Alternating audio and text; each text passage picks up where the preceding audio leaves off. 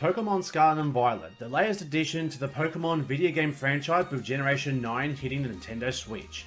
With the latest Teal Mask and Indigo Disc DLC released, I figured I'd go ahead and attempt to beat the main story of this game, but with a twist. Or two. I plan on beating the game with only using Dark-type Pokémon. Now, if you guys don't know me, Dark types are my favourite type, and a very strong type to go along with it, introduced in Generation 2. You got a lot of great Pokemon, including things like my mascot, Hydreigon, Tyranitar, and Houndoom. On top of this, my team now has to have one additional condition to be usable in this Let's Play, and that is that they have to be shiny. Now, a few years ago, I did this challenge on my channel when I played on Pokemon Ultra Moon, and it went swimmingly well, albeit a few easier rules. So this one is going to be a bit more harder in the sense. So if you want to go ahead and check out that playthrough and watch it, link will be in the description down below. What are going to be these new added rules to this Let's Play? So number one, we'll be playing with these set rules. So that means when we defeat a Pokemon, we cannot switch Pokemon in between battling. Next up, there'll be no healing items that'll be allowed to be used during battles, as I want that extra challenge. Number three, if a Pokemon faints, it is deemed as dead and no longer allowed to be used for the duration of the adventure. So you could say this is kind of like a Nuzlocke in its own way. And finally, we will hunt for a new shiny for each gym challenge, totaling 8 shinies in total for this challenge. So that's all the rules for this Let's Play, guys, so sit back, relax, and enjoy the Mono Dark Shiny Lock in Pokemon Scarlet.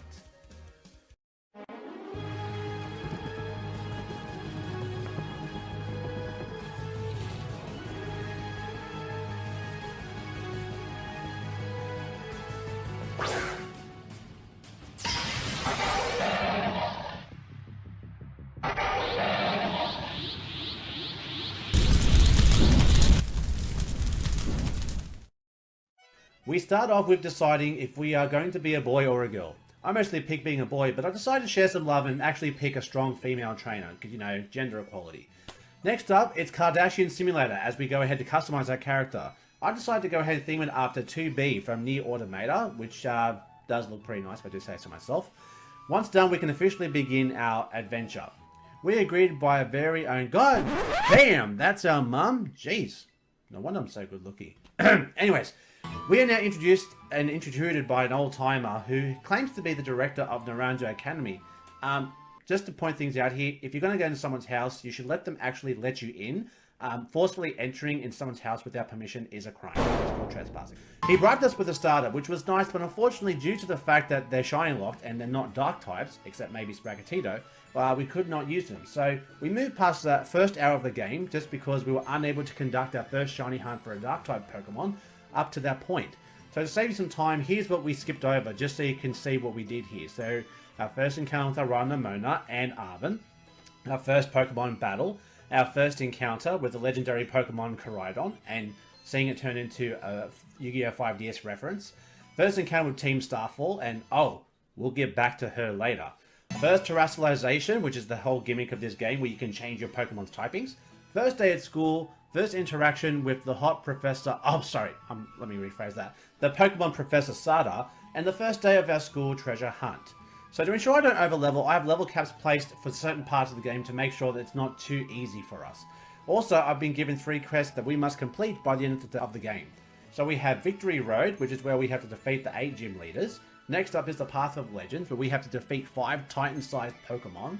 And finally, we have Starfall Street, where we defeat 5 Team Star leaders and their bases. So, Team Star, in case you guys are unaware, are a team that were formed by 5 delinquent students who left school and founded Team Star with the hidden boss, who will eventually discover who their identity is. So before we start the adventure though, we do need to hunt for our first shiny dark Pokemon. The only 2 dark types available at this point in the game are Houndour and Maschiff. Looking at our first few gym leaders, they're both the bug and grass types. So bugs can be a problem for our typing, as we are in fact weak to bug. So what we decided to do is, based off that premise, to go ahead and decide to go with Houndour as our first shiny target, considering that it's dark and fire type, and with its added fire typing would make it more optimal to become the first target for our shiny hunt. It is found in Poké Path, which is where we first discovered Koraidon, so we now officially begin the adventure and begin our hunt. But first, let's discuss shiny odds in this game. In case you're new to Pokemon, the odds in this game is 1 in 4,096, so not the best odds, but a lot better than what it was before, so it is somewhat achievable. One thing that may happen in these challenges is finding other shiny Pokemon rather than the Pokemon I intend to hunt for. So this could definitely be a problem. So I definitely thought to myself, how can I prevent this from happening? I was going to go ahead and use sandwiches to improve my odds, which is another gimmick of this game, where you can go ahead and encourage more certain Pokemon to appear. But unfortunately, because we are at the start of the game, we have not unlocked ingredients at this part of the game. So I researched on ways on how to make Houndours appear more often with where we currently stand here. And I found at Medali City, where the 5th gym leader is, there is a restaurant called the Treasure Eatery that happens to sell a food item called the Soba Noodle Soup, which improves the encounters of fire types slightly. Not much of an increase, but it's at least better than going ahead and doing it randomly and finding another random shiny. So after ingesting the Soba Noodle Soup, which lasts about half an hour, we decided to begin our hunt in the Poké Path. And with that, after 5 hours and 10 Soba Noodles, we managed to get our first shiny target. Hey, we finally got it, our shiny Houndour. It took us a couple of hours, but we finally got there. Let's go. Shiny Houndour. Oy. We capture our first target and name it Hellfire because, you know, hell and fire, dark and fire. I think it makes sense. Next, we train up by being up some of the trainers along South Province Area 2, and once ready, we head over to Cortundo where our first gym leader awaits us with pesky bug types. Before we challenge the gym though, we have challenges that we need to complete before we take on the gym leader. And the first challenge for our first gym here happens to be rolling a gigantic olive through a course into a giant basket. Ugh, hate olives. Once done, we head over to the battlefield where Katie is waiting for our challenge. Seems like a lovely lady, but business is business. So, taking on her team, our plan was simple. Terrasilize her Houndour to change it to a pure fire type and hit the Ember 3 times and kill all her Pokemon. Does that plan work? Fire! Fire! Fire! Yes, it does. Quick, simple, down for the count, and that is our first gym down without any issues. On to the second shiny.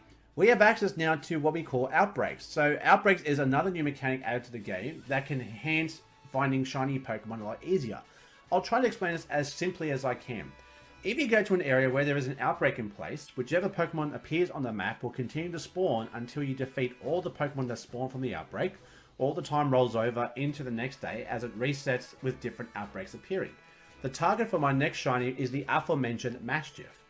With a cute dog face and the Intimidate ability that lowers attack when it battles, does give our team some solid defense that we definitely need with our Houndour.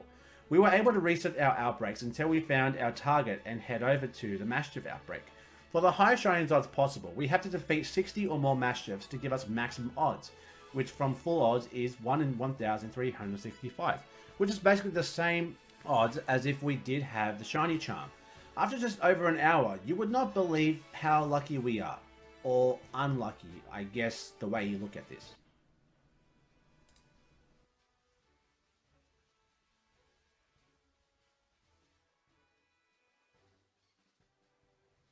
Are you freaking kidding me right now? I'm here in an outbreak for a freaking Mastiff and I find a shiny Mareep. Are we serious? Oh my gosh. Well, who says it can't be entertaining? Let's go ahead and catch ourselves a free shiny Mareep, I guess. Too bad we can't use it in this Let's Play. It was bound to happen. I didn't think it was going to happen this soon, but we did find ourselves a random full art shiny that unfortunately, due to our Let's Play rules, does not allow us to use it. After a couple of days, we find our shiny Doggo. Okay, ladies and gentlemen, we have finally found our shiny Mastiff. It took me a couple of days, but hey, we finally got it. So let's go ahead and save it right here before we got ambushed by all these Mastiffs over here. And let's go again and get our shiny Doggy. Yay! We capture our shiny puppers and name it Tina after my first dog that our family owned. It was a Maltese Shih Tzu. Cute little puppy. Now, on to the first Titan Pokemon challenge. So, the Titan Pokemon are supersized Pokemon with more strength than the normal Pokemon. It takes 2 battles to defeat them. Our first Titan Pokemon is with a new Pokemon from Generation 9 called Clorf. which looks like something you see fighting Godzilla based off its size. It is a rock-type Pokemon, so Hellfire will not be having a good time with it, so we have to rely on a new shiny Tina the Mastiff to help take it down. All of a sudden, after beating the first battle and watching it go down, break a wall, and eat a shiny herb, Arven arrives just in time for us to assist us in our second battle.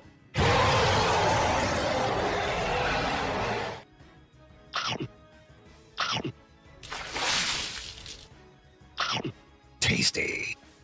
With teamwork and perseverance, the big Claw is taken down.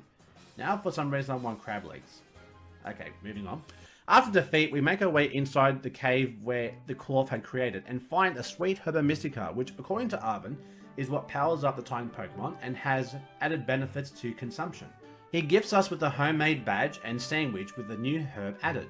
Koraidon appears when he hears the word sandwich and we are kind enough to give it to him, only to discover that Koraidon will gain new abilities when given the new Herba Mystica.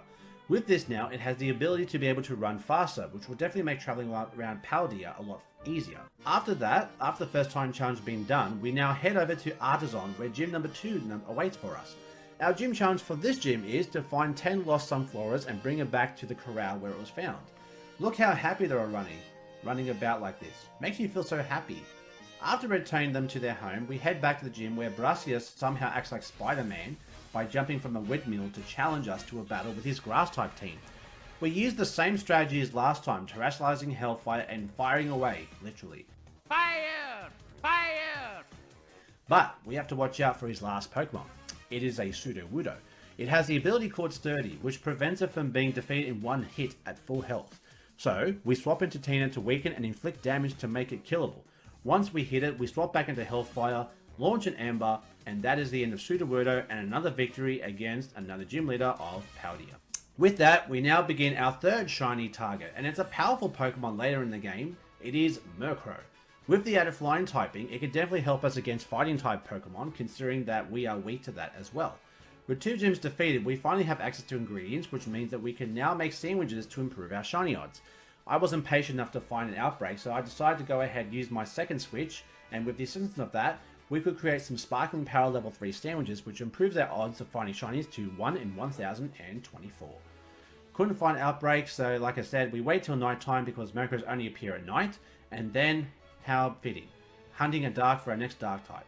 Eventually, after 4 sandwiches, our bird appears.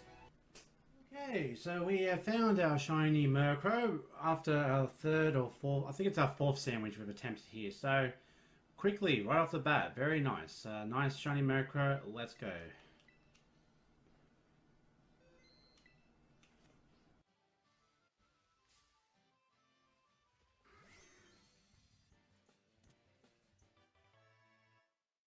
We capture our shiny magenta bird and can't name it Ravenclaw because Harry Potter. But let's be real, Slytherin is the house to be in. Comment down below which house you'd be in if you were in Harry Potter's universe and why.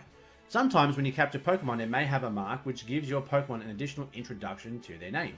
We got the Sleepy mark, so we have Ravenclaw the Sleepy. We head up the mountain to see a giant bird launching boulders down and I thought, that doesn't seem right. So we headed up to see none other than the Titan Pokemon Bombirdier, a dark flying type Pokemon. To help us in this battle, I taught Tina Thunder Fang, which is super effective against the Titan, and in a short few electrical Fang bites, the first of 2 battles was done very quickly. Like before, the Titan nibbles on the shiny herb after breaking down something, Arven appears out of nowhere, okay Randy Orton, and teams up to take down the new Titan.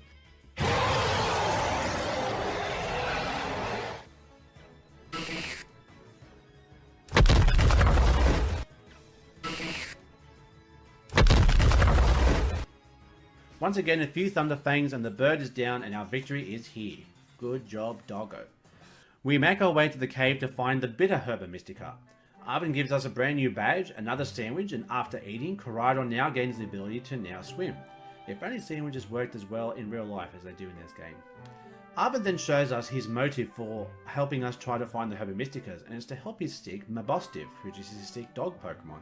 He read in the book that after eating all the Herba Mysticas, it can heal any ailment a Pokemon has, which is such a noble cause and definitely makes his character appear more likable than when we first met him. His Mabostiv opened his eyes, so it appears the sight has returned. Simply amazing how it works. With that, we now move on to our first Team Starbase. We arrive at the Dark Base, which is definitely the base I'd be home to if I was going to join Team Star.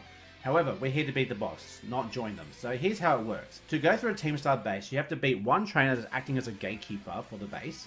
Once you do that, you'll be welcomed in, and then you have 10 minutes to beat 30 Pokemon using auto battles, using 3 Pokemon on your team. And then once you've done that, you'll be challenging the base leader in a Pokemon battle. So after all this, a gigantic vehicle hovers towards me with the base leader Giacomo running above it, rocking out with the DJ equipment. This is the guy that you want to have at your house parties. He challenges me to a battle, Dark Team versus Dark Team. He brings out a Pawniard where I send out Hellfire. Hellfire burns it down, and then the Starmobile is now fighting? What? So I decide to terrestrialize Hellfire to dish out more damage, but we almost get taken out by its wicked talk attack in one hit. So we decide to swap into Tina to weaken it and take those strong hits. He lands a critical hit, making it too weak to stay in, so we have to swap into Ravenclaw. It tries to weaken us as we land 2 wing attacks, and that is enough to defeat not only the River Room Machine, but also Giacomo of the Team Star Dark Base. He concedes good defeat and gives us a Team Star badge, acknowledging our victory. Next up is Lavencia, where our 3rd gym leader awaits us. However, as we enter the hall, we are stopped by Nimona, our rival, and challenges us to a pre-gym battle. Kicking things off with a Rockruff, not ideal for Hellfire, team decides to swap in and deal with it. Then, Pawmi comes in and Hellfire takes care of that. Crocodile comes in last, and with the combined efforts of Hellfire and Tina, both take down the powerful Fire Starter. Bye Nimona, hello Iono. Iona is the 3rd gym leader, who happens to be a streamer. Hey, I'm a YouTuber, it's the same thing. Her challenge is we have to find Director Clavel? What the hell are you doing here? Apparently he's naming this challenge as Mr. Walksabout, and now we have to find him 3 times on the screen. It reminds me of an old show. Mr. Walksabout? After locating a little Seeker 3 times and evolving into Houndour into a Houndoom after reaching level 24, we are welcome to Iona's stream and the battlefield to challenge her electric team. Not gonna lie to you guys, this battle was definitely going to be quite the challenge. We start off with our newly evolved Hellfire against her Wattrel. This was an easy kill. Next up is Bellybolt, one of the new additions with a powerful ability called Electromorphosis, which is when the Pokemon gets damaged by an attack, it will boost the power of its next electric type move the Pokemon uses. We bring in Tina to terrestrialize it to increase its power and attempt to weaken Bellybolt, but with its ability, it's able to retaliate and hit us good. We score Lucky Flinch to keep our defender in the game and defeat the Bellybolt in the same process. Now comes Luxio and a crazy idea. I decided to swap into Ravenclaw to take the next hit because our attack was lowered by Luxio's Intimidate and I wanted my attack to be at its fullest. So thankfully Ravenclaw survives the next hit at 4 HP. I don't know how, but we'll run with it. Swap back into Tina to weaken the Luxio and snag a critical hit to take down the Luxio. Now comes Iono's ace, Bismagius. Terrestrializing it into an electric type hits us with a Confuse Ray. We luck out and beat it for 1 turn. Retaliation returns with a Charge Beam, and thankfully we snapped out of Confusion, land 1 more Terrestrialized Bite, and that is the end of one of the toughest battles for this challenge. 3rd gym badge, shout out to her stream I guess, and while we're here, if you liked the video so far, like and subscribe. I'd appreciate the support. Now, on to Shiny number 4. So a new Shiny has come out from the last generation that really would be the best ally for our team, and that would be Impidimp. It's a Dark Fairy type with another defensive Pokemon that can help us later in the game. After a few sandwiches and running about seeing little pink Impidimps, my little green one appears. Okay, so we have found our shiny Impidimp right as my 3rd sandwich was about to end. You know what they say, ladies and gentlemen, it is 3rd time is the charm. So let's go ahead and line up this Impidimp right here. Ooh, that is a high level, god damn. Level 32, well that's not going to be good for us at all. We capture it and we name a Guardian, because I feel it will be our Guardian Angel later on.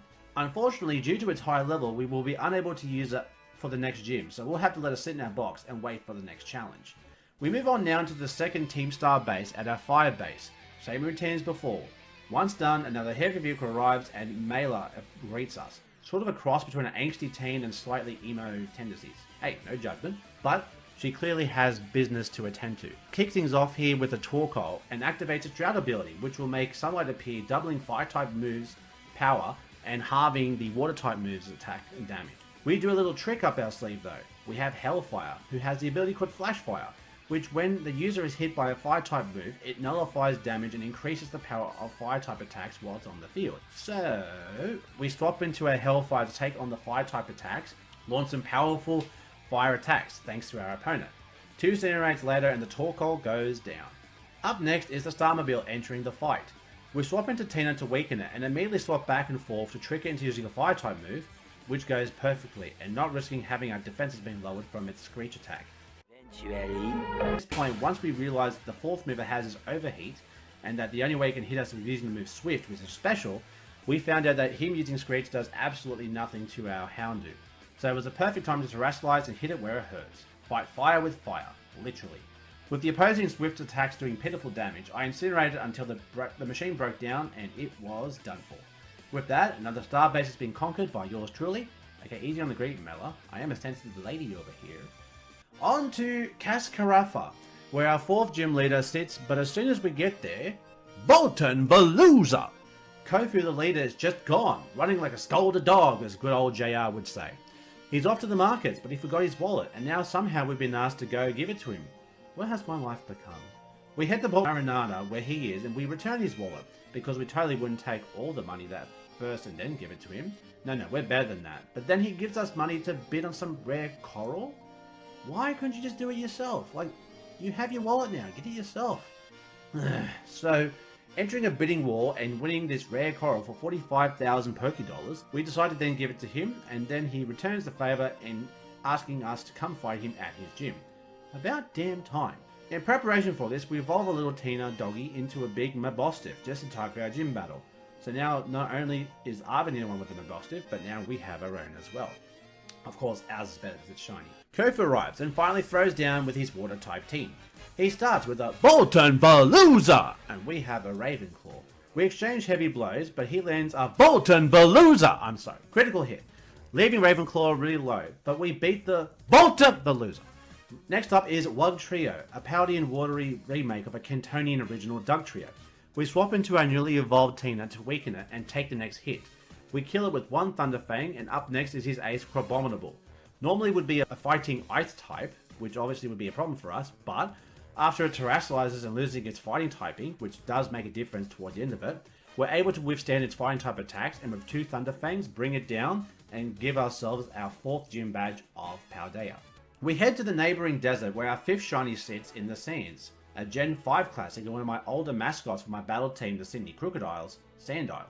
Equipped with the sandwich, we traverse over the sand and see the future challenge. Not yet, big guy. When we get stronger, then we'll come back for you. Couple of sandwiches later, and voila, shiny croc in the sand. Okay, on the second sandwich, in the first couple of minutes, we have found ourselves our shiny Sandile. So let's go ahead and walk up and let's catch the Sandile. We named it Sydney, and as it has Moxie, which is really good for our challenge, whenever it defeats an enemy, it gains 1 stage of attack, and that will definitely come handy later. Seeing as how I had an additional 25 minutes left of my current sandwich for the Sandile, I decided to try my luck to go see if I could find a second Dark Shiny off the same sandwich. So I went to an area where Sableye and my mascot's pre-evolution dino spawned, and after literally a few minutes, the craziest thing happens. Wow, are you kidding me? Literally minutes after I just got the shiny Sandile, I went in here to use up the rest of my sandwich, and within minutes, this shiny dino appears. So we got our next shiny already wrapped up. Let's freaking go. That's right, our mascot in all of its shiny glory appears, and with that, our 6th shiny has been found, with the greatest luck so far. Named it Sharpino because why the hell not, and called it a day.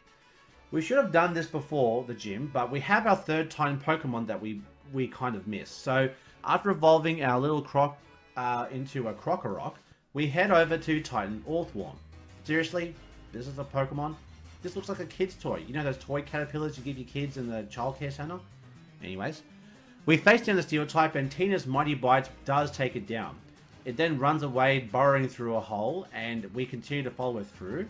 Eating on a shiny herb, in comes Randy Arvin, and another Titan battle begins.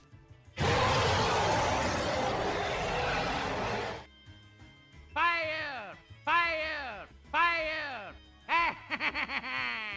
With the help of Hellfire, a few Incinerates takes down the ironclad worm. We enter the cave to find the salty Herba Mystica, and with that makes 3 Herba Mysticas discovered. Classic celebration with sandwiches, Koraidon gains the ability to jump at greater heights, and Armin's Mabostiv can now bark once again. Great leaps for everyone gathered around, no puns intended.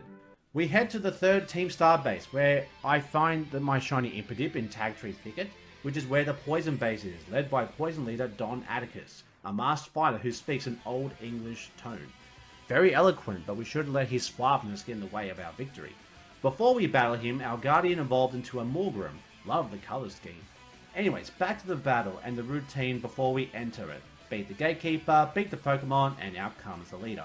He kicks things off with a Scum Tank as we lead with Hellfire. We exchange blows, and then I had a crazy idea throughout the battle. Recall I told you guys earlier that my Sydney, the Croc has the Moxie ability, whereby each Pokemon I defeat with it, it gets stronger. Well, I decided to put this to the test, and to cut a long story short,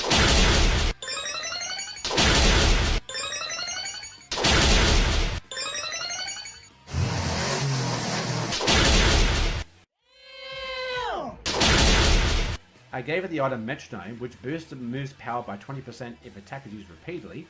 I swept his entire team with the move Dig. With this broken ability and item, this battle was made the easiest so far, and with that, the 3rd Team Starbase was done and dusted. We head back to Medali, where we located the Treasure Eatery, which is where our next gym challenge is, to guess what the secret dish is of the restaurant. Normally you'd fight trainers, and each trainer would give you a secret or a clue, but considering this is my 4th time running through the game, I remember what the secret menu item is from memory, and what could have taken about 30 minutes to an hour to do was done in roughly 20 seconds. Once we give the secret menu item to the waiter, all the people magically disappear and the restaurant turns to a battlefield. I hope those people are okay. Then Larry steps up, announces he's the leader, and gets right down to business. Seriously though, love that suit. Kicks things off with a Kamala against our Hellfire. Tries to put us to sleep with Yorm, but that won't work as we swap into Tina to weaken it and get rid of the second turn sleep induced onto Hellfire. Get hit by a powerful slam attack, so that definitely tickled. Retaliate with Incinerate and get lucky with a slam dodge. Hit it once more and down goes the Kamala. Next up is the Dunsparce, the newest addition from Gen 9, and finally Dunsparce has an evolution. Rejoice, my friends. Now, I know this Pokemon gets access to Drill Run, which would definitely kill my Hellfire from this range, so I decided to swap it to Ravenclaw, assuming my opponent's going to use that move, and I happened to guess correctly. Now, my Ravenclaw is holding a nifty item called Scope Lens. So Scope Lens increases the likelihood of landing a critical hit, which is normally 4%. So with the ability Super Luck and this item, the chances of a critical hit goes from 4% to 50%. So literally, it's a coin toss of whether my hit will be a critical hit or not. So that's actually really damn cool if you ask me. So, unfortunately, even after landing a critical hit on the Dunsparce, which does about half, we do get paralyzed with the Glare attack, reducing our speed, which means most likely we're going to be outsped as on our next turn. And I was right. So we take the next attack and it does major damage to Ravenclaw. Thankfully we survive and swap into our Guardian, our Morgrim, in its debut battle to take a Hyperdrill. We respond with a priority fake out to take out the Dunsparce, and that the Dunsparce is now done for this battle. Larry's ace is a Staraptor.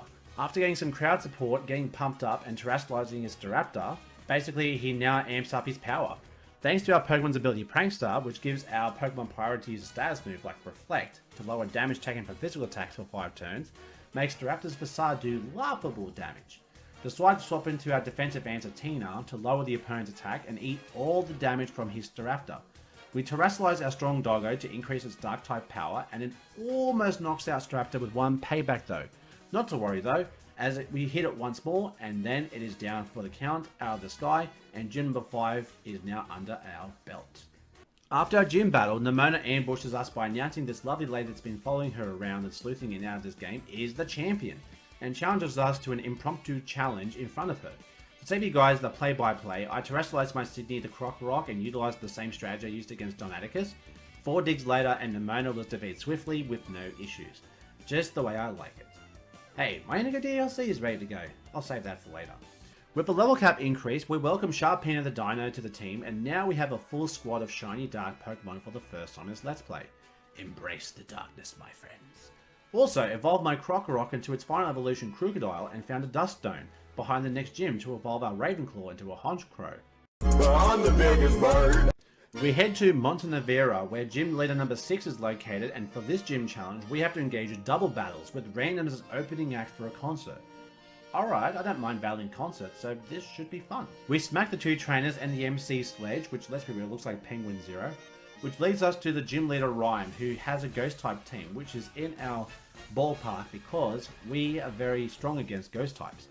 With Intimidate weakening both targets, kicking off things with our Tina and Guardian, she opens up with a Mimikyu and a Banette. Setting up Reflect to make its defenses stronger and break Mimikyu's disguise, Banette decides to slow us down with Icy Wind, but seeing as how both our Pokemon are naturally slow, it didn't really affect us too much. We tech down Mimikyu with one more payback, and in comes the Houndstone, a new Generation 9 Ghost type.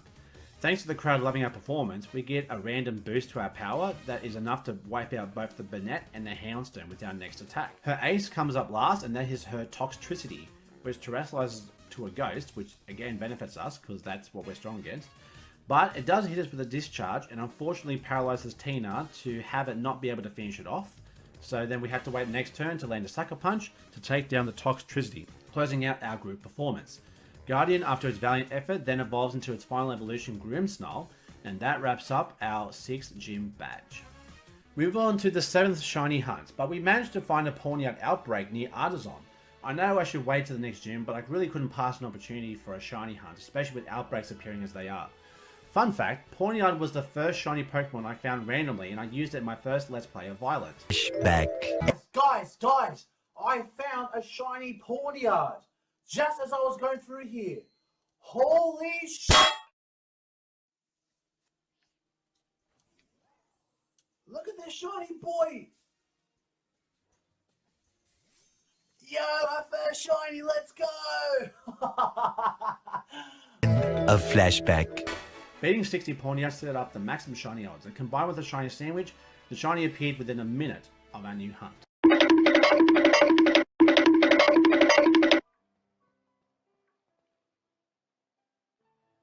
I literally just started this sandwich. Like, I literally just started this hunt and we have the Pawniard ready to go. I literally just got the Outbreak at 60 plus. And here is our shiny Pawniard ready to go. Let's get it.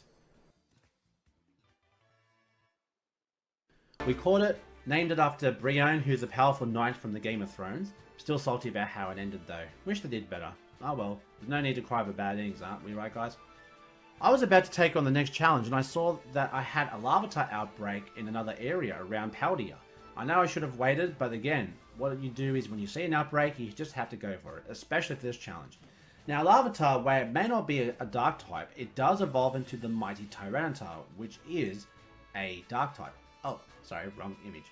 Oh, that's the one. So, we do the thing again. Kill 60, eat a sandwich, and wait for the shine to appear. 3 sandwiches later. Okay, ladies and gentlemen, this is my second attempt at catching this. So, apparently the first attempt of catching this was, the save file was corrupted, so I have to go ahead and recapture it. Thank God I saved it, otherwise that would be another long hunt to do there. But, we'll try again, and catch this shiny Larvitar. We captured Tyranitar, we name it Reptar because Rugrats was a cool show growing up. Like if you grew up watching Rugrats. This will be the last shiny hunt for this challenge, so now all that's left is to beat the challenges. We head back to the desert as we must take on Titan Pokemon number 4.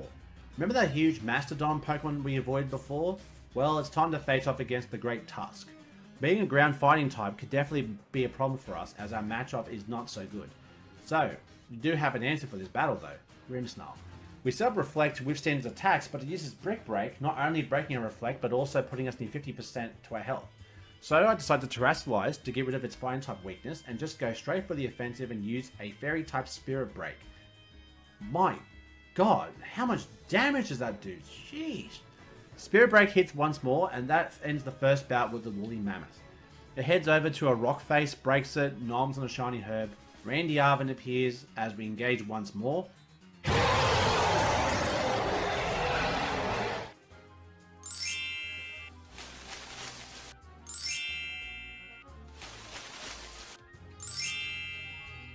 We do what we did before, terrestrialize Guardian, Spirit Break to death, and thank God Guardian, because other than Raid Call, I have no other answers for this beast.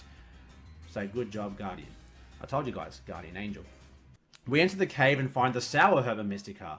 Oven makes us a victory meal, gives us a badge, and after eating our sandwich, Koraidon now has the ability to glide in mid-air. We land in Alphanada for our 7th gym battle, and Nemona is waiting to challenge us. Nemona, did you forget what happened last time we fought? Unfreaking believable. Same strategy, same outcome. Sorry, get better. On to the gym challenge. This has to be the weirdest and most pointless gym challenge ever. That's saying something considering we've had some pretty dud pre-gym shenanigans in previous gyms and previous generations. Once we lose a year of our life doing this, we head over to face off against this region's Kardashian, Tulip. Her psychic types will hate going up against our dark types. Hee hee. The strategy for this battle is simple. Lead with Ravenclaw and crit for the easy win, and the 7th gym badge is acquired.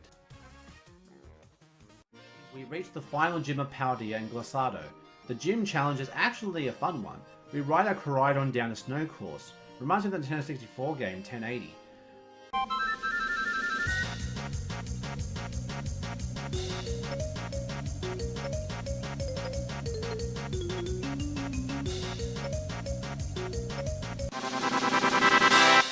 After zooming to the finish line, we are ushered straight to the battlefield where Grusha and her Ice-type team are chilling and raring to go.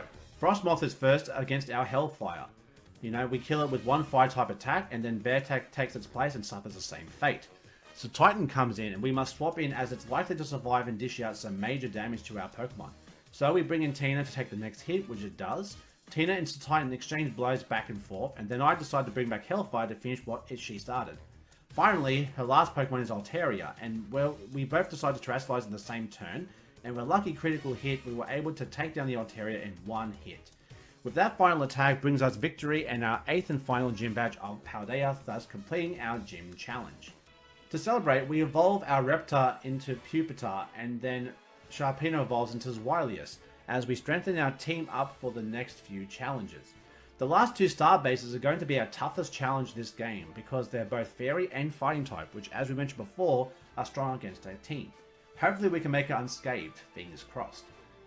We waltz up to the fairy team star base, we do the thing again, beat the guard, insta-kill 30, and Big Broom appears for the leader on top. Spoilers everyone, this is the hardest battle of the entire challenge. Beat the guard, insta-kill 30, and Big Broom appears for the leader on top. Spoilers everyone, this is the hardest battle of the entire challenge. Leader Ortega reeks of rich kid vibes, so I think it's only fair a poor little girl like me brings him down to size. He starts with a Azumarill against our Tina. We land a Thunder Fang doing 65% damage when Azumarill uses Charm to lower our attack. Went to finish it off, but we missed and results in us getting slugged with a Play Rough doing some damage to our Tina.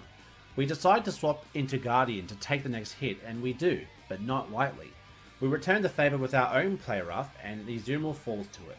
I decide to set Reflect to boost our physical defenses to help us take the next hit, and it hits us like a mosquito bite. Swap into Hellfire to take the next hit and dish out a Flamethrower attack. We luckily snagged the burn too, not that it mattered, but it was cool to see. Flamethrower once more, and Wigglytuff is wiggly done. To take its place is a Dash Bun. Now we have to be careful with this Pokemon as its ability Well-Baked Body prevents it from taking damage from fire attacks and actually increases its defenses. So I swap into Tina to lower its attack and take on the next hit. Then I swap again into Ravenclaw, which I think would take more than 2 hits, but I got it incorrect. So, back to Guardian where we get lucky with a dodge, making the switch basically for free. Set up the Reflect once again and debut my little Pawniard Brion. We get lucky as it uses Baby Doll Eyes, which lowers my attack, but thanks to my Defiant ability, which increases my attack when one of my stats gets lowered. I'm hit with Mud Slap, again lowering my accuracy and boosting my power once again. With 4 boosts to my attack, it should come as no surprise that with 1 Metal Claw, the Dash Bun goes down with 1 hit. Finally, it's the big Starmobile entering the battle zone. It uses a Steel Roller, getting rid of the fairy terrain setup.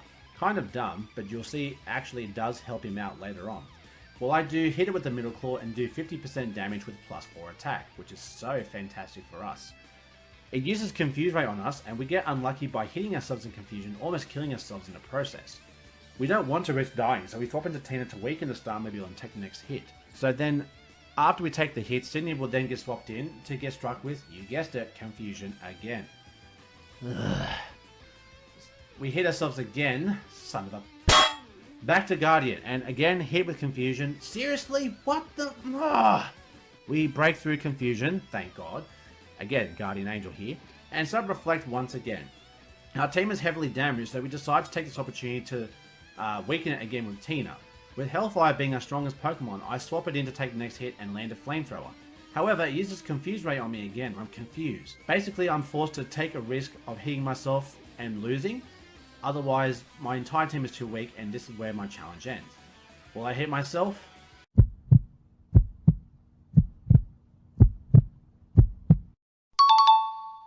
Yes! Finally! God damn, Jesus Christ, this guy needs to try to hack me to death. But luckily, skill prevailed.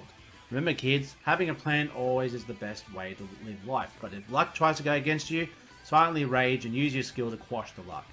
After losing so many years of my life in that battle, growing a few grey hairs, we beat Ortega, and that is Team Star Base number 4 defeated. After that battle, we evolved our Pupitar into the powerful Tyranitar, and our Brionne evolves into a Bisharp, and then finally into its evolution King Gambit, gaining more power to assist us with the final Titan Pokemon. We head to the waters and spot a herd of Tatsugiri on a little island. Seriously, it makes me hungry for sushi. Then all of a sudden, a giant fish comes out and consumes it. It's a big Dondozo. Anyways, we leave with Tina. After 3 Thunder Fangs, Dondozo dives back into the water to head towards the next area for its second battle. Arven appears after Dondozo breaks the wall. Tatsugiri enters, comes back, only to be consumed by Dondozo once again.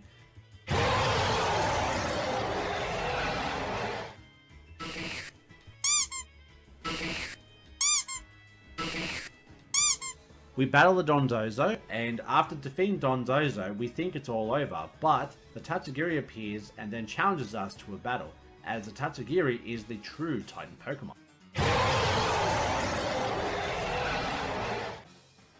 Well, round 3 then for Titan battles.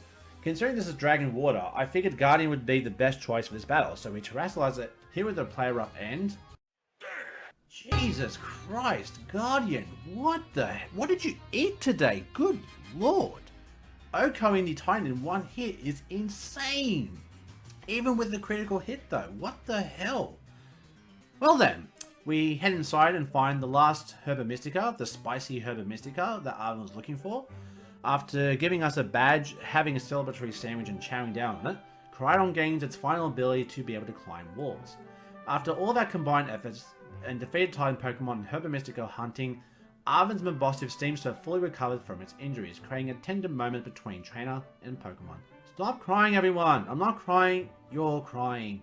Also, we discover Professor Sada, who we've been talking through the whole game, is Arven's mum. The final Team Star base remains for Operation Starfall, and it's a fighting type base. Like the last base fight, this might be another hard challenge, but let us see here. Smack the guards, smack the Pokemon, and bring on that fighting Starmobile to face off against leader Airy. I figured Ravenclaw would be able to help us being a flying type Pokemon and having high crit status. Let's see how it works.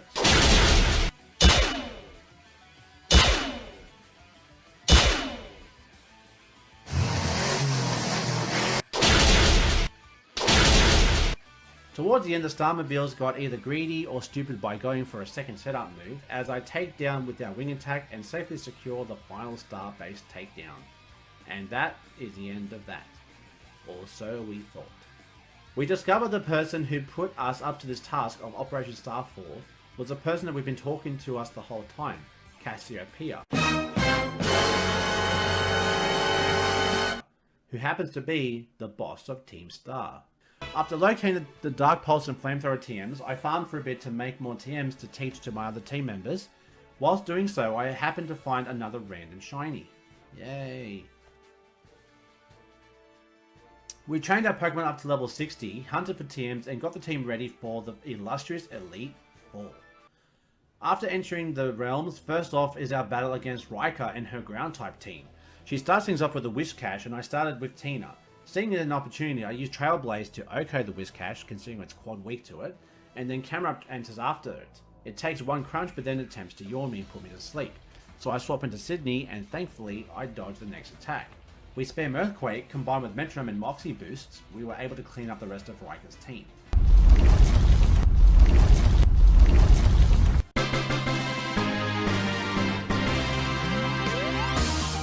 The second E4 member rocks up and it's a baby Poppy, standing here with her Steel type team.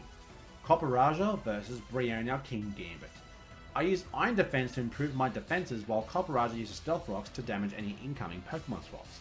I go for Iron Defense once more and get hit with a high health power, but because of our enhanced defenses, gives us little damage.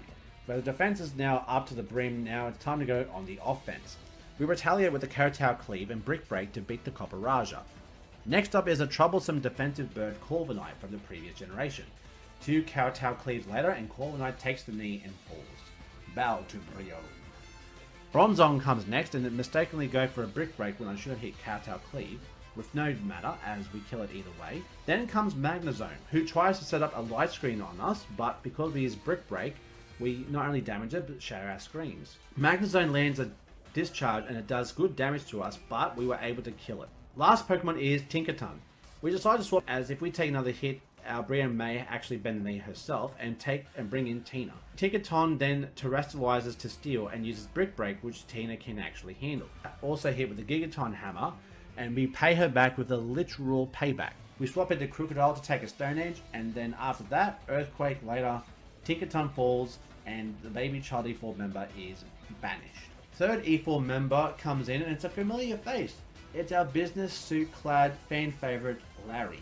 But instead of using normal types, he now uses flying types as an E4 member. He kicks things off with the Tropius as I use Hellfire. I decide to use Nasty Plot to boost my special attack, while Tropius decides to use Sunny Day, which actually benefits me big time. So now we terrestrialize into fire types, and with +2 special attack and the sun, my attacks will just disintegrate the entire team, up until we reach Altaria. So we decide to use Dark Pulse and get hit with the Dragon Pulse in return, but then once we take down Altaria, then we're able to take out the last Pokemon with ease, and Larry is down once again. Last member of the E4 comes down and it's Hassel, a school professor and Dragon type trainer. This is going to be a doozy of a battle. It's Noivern versus Guardian. We immediately go on the offense by terrestrializing Fairy, go straight for the Play Rough. However, it survives and we manage to dodge a Super Fang. After we kill that, Dragalge comes in next, and we decide that we do not want to take that poison damage, so we swap into Sydney, who is our answer for those poison type attacks. Go for the Earthquake, and it insta-kill. Flapple flies in and threatens us once again with our weakness, so we're forced to swap into Brion, but I feel like we were predicted as it used Leak Seed, which is a very slow recovery tactic. We hit it with an Iron Head and does 80% damage, swap into Guardian anticipating the Dragon type attack, which we guessed correctly. Then we get hit with a C-Bomb and we miss our Play Rough, which is unfortunate as, instead of just going for the attack, I decided to boost our defenses, but then Flapple decides to use Leak Seed, so we're forced to swap once again. But this time back to Ravenclaw to hit it with the Brave Bird and take down the Flapple. Haxorus comes in and we decide to swap into Tina to lower its attack. It goes for a Dragon Claw and we pay it back with Payback. Woo. Repeat and Haxorus goes down after another hit. Last Pokemon is Baxcalibur, the pseudo-legendary of Paldea and quite the powerhouse. Once again, predicting the Dragon-type move, we swap into Guardian to make the move ineffective, set up Reflect, and we get hit by an Icicle Crash. Not doing too much damage thanks to our defensive strategy, we hit back with the Play Rough and a Sucker Punch combination, and the Baxcalibur goes down, and that wraps up the Elite Four. After we do that, they lead us out to the top of the building where Geeta, who is not only the chairwoman of the Pokemon League, but also the champion of the Paldea region. She's waiting for us and challenges us to a battle. Hopefully this will be a good battle. First off, we have Espathra versus Tina. We get stuck with the Dazzling Gleam, but we answer back with the payback in Oko Espathra. In comes Go-Goat. What the hell's Go-Goat doing here? Swap into Hellfire to dodge a Play Rough, and then we unleash some Flamethrowers to knock out not just the Go-Goat, but also the Avalanche as well. Up next is King Gambit. Now, unlike ours, it has the ability called Supreme Overlord, which means that when it enters the battlefield, its attack and special attack gain a 10% increase for each Pokemon in the party that's been defeated at the time. Basically, for 3 Pokemon defeated, that means it's got 30% increase in attack and special attack. To avoid a potentially super effective boosted attack, we swap into Tina to weaken it and successfully take the hit. Then swap back into Hellfire, anticipating a Steel type move, which again we guessed correctly. as now it's a revolving door of Pokemon as we swap now into Sydney to take the next hit. Hit it with an Earthquake, and then once more to take down the King Gambit. Wrap up the battle, we continue to use Earthquake, Moxie Boost with Metronome, and Volton Veluza! Yeah, you forgot about that one, didn't you? And also kill her Ace Gloomora to finish the champion and gain championship status in the process. We head back to where we first met Arvin to discover a hidden lab where we talk with Professor, who then asks us to bring the Scarlet book to Area 0. We find out the book that Arvin was using to find information on the Herba and Titan Pokemon. Arvin decides he wants to test us with the battle, as Area 0 was where Mabostive got its injuries from the start. So he wants us to prove us that we are ready for this challenge by having a battle with us. Anyways, off we go with a challenging battle against Arvin, as he opens up with Greedent as we open up with Tina. We exchange with Crunches and Body Slams, but then we also copper Paralysis, so not a good start. We go for a payback thinking we'd be outsped, but apparently not, so Greedent gives one extra shot to hit me. Friendship apparently kicks in and gets rid of our paralysis, so not a big fan of this mechanic too much, but it takes the whole challenge aspect out of it, but there's not much I can do about it. I can't really turn it off, so we just have to take it with that as is. Next up is Garganackle, who is hit with Crunch 3 times and it goes down. You know what they say, third time's a charm. Toadsquirrel's next, and even though it hits us with a hard Earth Power, 2 Crunches is able to take it down as well. Scovillain is next. A valiant effort from Tina earns it a good rest as we swap it for Hellfire to take on any Fire Grass type attack it wishes to launch. To our delight, it goes for a Fire type attack and activates our Flash Fire ability. So we return the favour and hit it with the powered up Flamethrower. Cloyster hits the field and threatens Hellfire greatly. To mitigate this, we swap into Brionne and are welcomed by a critical hit Liquidation. Thanks, Cloyster. We exchange Liquidations with Brick Breaks and we win the final exchange. Ivon's final Pokemon is his Mabostive. Call an ambulance, but not for me. I felt bad battling this Pokemon considering we spent the entire game healing it. We decided to stay in, watch Mabostive Terrasilize. I get outsped in Fire Feint. I thought it was all over, but we survived on 1 HP, and it wasn't due to friendship, so everyone in the comment section shut up. Also, Mabostive survives our Brick Break, that's a +1. What a turn. Now we know for sure we don't have speed, we swap into Guardian to finish off Mabostive with a little Sucker Punch, finishing off Arvin and showing him once again we are the superior trainer. With that victory, Arvin claims that we need 2 more people to join us on our venture to Area 0 and to look for them. And with that concludes our Path of Legends quest with Arvin. Naranja Academy is now calling us as we head to meet Cassiopeia in the schoolyard at night. Totally not creepy at all. And we are greeted by Clive at the entrance. If you don't know Clive, he's the guy who's been following us as we defeat all the Team Star bases, who moves his disguise to reveal that he was in fact Director Clive. We knew it was you the whole time. Seriously, if you didn't know this was the director, get your eyes checked.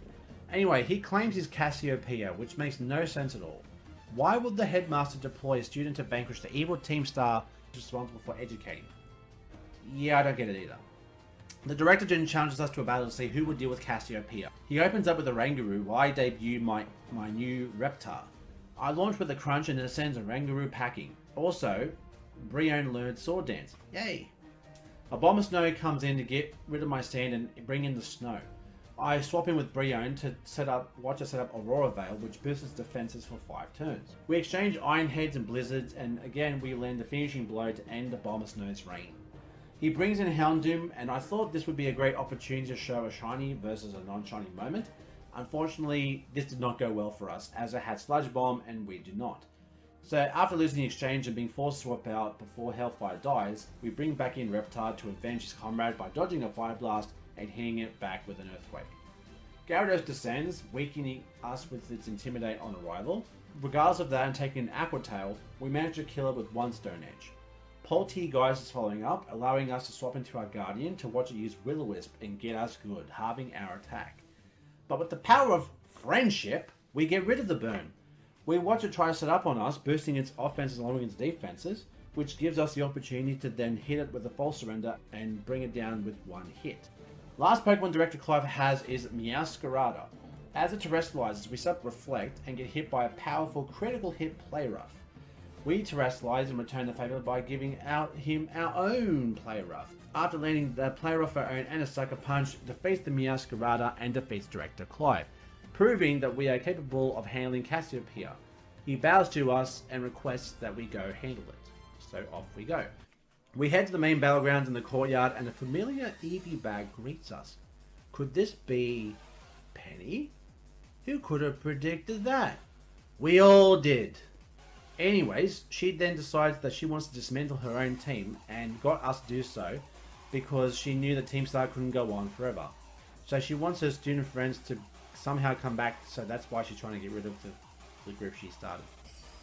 I don't get it either, but that is what it is, so here we go. She challenges us to a battle, kicks things off with an Umbreon against our Ravenclaw. We go off with a critical hit Brave Bird to slay the Umbreon one hit, which is rare because Umbreon is very defensive. Jolteon is next, and just when Cindy you think would be the perfect answer, I did take it off my team, so then my next option would have to be Reptar.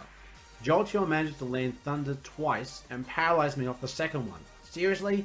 Paralyzed? Bleh. Second turn paralysis. Off. Off. What a third? Land a third Thunder. Get out of here. What the hell? Finally. Killed that Jolteon. Jesus Christ. That wasn't Jolteon. That was a Hackeon. Vaporeon arrives to take Jolteon's place. We swap it in to debut Sharpino in the battle line. Line up Vaporeon with 3 Dragon Pulses and it goes down swiftly. Leafeon is next and Brionne will take Sharpino's place for this battle. Taking an X-Scissor and attempting to set up, only to be helped out by the Leafeon's baby doll eyes. Not lowering but actually increasing my attack thanks to my Defiant ability. With one Iron Head, Leafeon never stood a chance. Flareon pops up to threaten my powerhouse, to which I swap into Hellfire to take a fire type attack and decide to terrestrialize and go for a nasty plot. It was going only for moves that really couldn't hit us, so it made me confident enough to go for a second nasty plot, but then decides to go for a quick attack as I go to land my attacks. And I'm like, you sneaky. Hit me again and I finish it off with another Dark Pulse. Her ace is Sylveon, which comes out, terrestrializes, and is only felled by a +4 Flash Fire Flamethrower. And that is Penny / Cassiopeia eliminated. Oh, and our mascot Pokemon evolved into its final form, Hydreigon. About damn time. We did what we were asked, and Team Star bosses all emerged to say hello to their boss and find out from a Director Clavel, that Team Star can still exist if they all wanted to. And after the Penny said yes, hasta la vista, Penny. And with that, the end of the Starfall Street quest is done. After being the Elite Four, Nimona wanted one last challenge, as both of us are now champions in our own rights. She wanted to settle the score once and for all. Again, the fact that every time we fought, I've always won. But sure, why not humiliate you in front of a crowd? Who am I to disappoint? Out comes our mascot Hydreigon in its first battle, facing off against a Lycanroc. 2 Dragon Pulses later, and the Lycanroc is down. Pawmon enters, and to get rid of our fighting type weakness, we decide to terrestrialize into a dragon and hit it with a terrestrialized booster Dragon Pulse. It goes down after one hit. The Dunsparce drops in again to take a Dragon Pulse. We swiftly miss its Dragon Rush. Hydreigon really showing off now. Finishing off, and once again the Dunsparce is the done for the battle. Goodra suffers the same fate, then the Orthworm, then Skeletor is able to prevent me from getting a perfect battle by hitting with a Shadow Ball. So I killed and defeated Nimona with ease, thus proving once again that I am the superior champion between us. And with that, the Victory Road quest is also completed. However, it's not over. Now we have finished the 3 quests, we now enter the final phase of this game, Area 0. Arven, Nimona, Penny, and myself meet at the entry point to Area 0, guided by Professor Sada, to enter and meet her at the bottom of this unknown area. Equipped with Koraidon, we all jump on and fly down into the white abyss. When we arrive, the views are breathtaking. My goodness, what a place. Home to Pokemon we've never seen before. It is the gateway for Pokemon of the past, present, and future. We end up meeting Professor Sada, only to discover that she is not who she has been claiming to be, and she is in fact an android AI programmed with the original Professor Sada's knowledge and memories. Apparently, the original Professor Sada died long ago, and she's taken her place. Also, she happens to have her own Koraidon, which apparently has beef with our Koraidon, and that's the reason why Koraidon chooses not to battle. So, traumatizing from the previous battle. Okay. Maybe we should see Dr. Phil. Maybe he can help her out with that. She explains that she wants to put a stop to the time machine located beneath them that gives them the power to travel in time to bring Pokemon from different timelines to this region. Have you not watched Jurassic Park? That did not end well for anyone. We get to the time machine, and in order to attempt to deactivate it, we put in the discarded book that Arvin gave to us on our travels to Area Zero, and our attempts have been overridden by the AI program running the time machine. It activates AI Sada's battle mode, as now Professor Sada will now battle us with her Paradox team. So, to begin, she has a Slitherwing, and we go ahead and bring in our Guardian. I attempt to sub-reflect, and Slitherwing responds with a lunge, reducing my attack and giving us a good dosage of damage. We swap into Hellfire to take on the next hit, but unfortunately it does not do it so well. We hit it with a flamethrower, but it lives with 1 HP, and we managed to snag the burn. And, well, you'll see why that burn was really important, because it almost kills us. These Paradox Pokemon are no joke. Brute Bonnet drops in, which looks like a Mungus, and that's mighty sussy of us. We swap into Sharpino to take on the next hit, and surprisingly goes for a ground type move, but thanks to our levitate ability, we were able to dodge the ground type attack. Hit it with 2 flamethrowers, and then the Brute Bonnet drops. Screamtail is next, and Jigglypuff would be so jealous of its look. That or Majin Buu.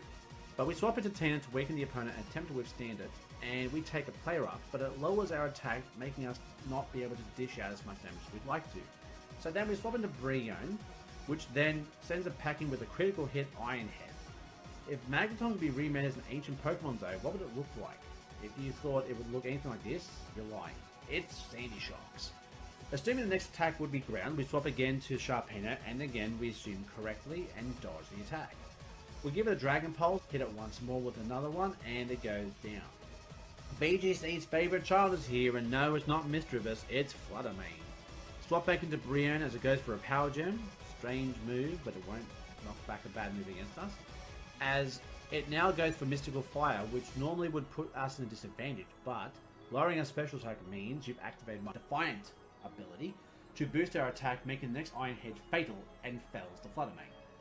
Professor Sada's last Pokemon is Salamence, menacing relative Roaring Moon. Honestly, this Pokemon is so cool. You know why? Because it's a Dark type, that's why.